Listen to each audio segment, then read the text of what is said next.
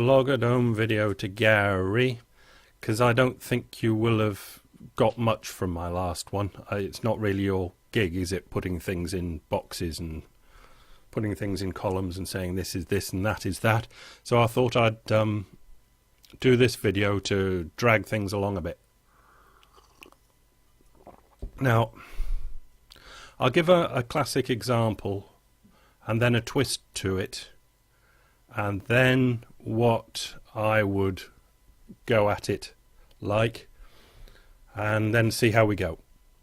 Right, so we've got our dwarves, our puppets, our string and spotlights and buckets, and we're taking it all with us, and we're going to watch a scene. So the scene is the classic Buddhist one, but don't worry about it being the classic Buddhist one. Man walking down lane in twilight, sees a curl of what he thinks is a snake ahead, so gets a stick and walks very gently as far away on the other side that he can get, and eventually finds it's just a coil of rope. So in the head there was fear, and then when he found that it was a coil of rope there was joy, something like that.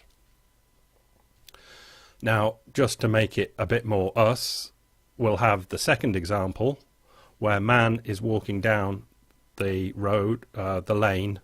I'll change it. Okay. The next night, and he sees a coil ahead and thinks, rope, and walks and gets just too close to it when the snake grabs him and he dies an agonizing death. So there was kind of joy, and then there was pain and suffering. Right.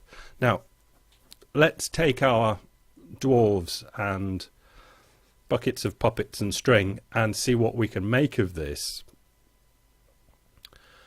Now, I'm thinking for you that I know that you'll be trying to put some sort of extra on the pain and suffering in the end.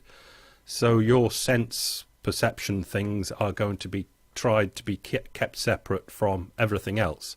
But just so you don't have to refer to videos I made a year ago, I can just say it plainly here that I will be edging towards.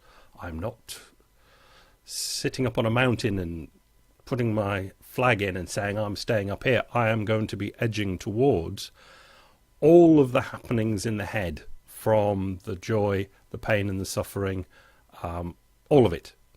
The recognition of rope, the seeing of snake, all of it is the same stuff going on. And in a Darwinian evolution sort of way, it kind of works to generally get the bag of blood far enough advanced that it can reproduce itself. Something along those lines. Whatever the game is again, irrelevant really. But it's something to do with keeping the bag of blood all going together. Now, what I will be edging towards is no harm done. I see no harm done that the bag of blood has been what we call killed. There are a load of dwarves or puppets or bits of string pulling around in there, and now they're not because he is dead. On the way to being dead, the dwarves were going apeshit about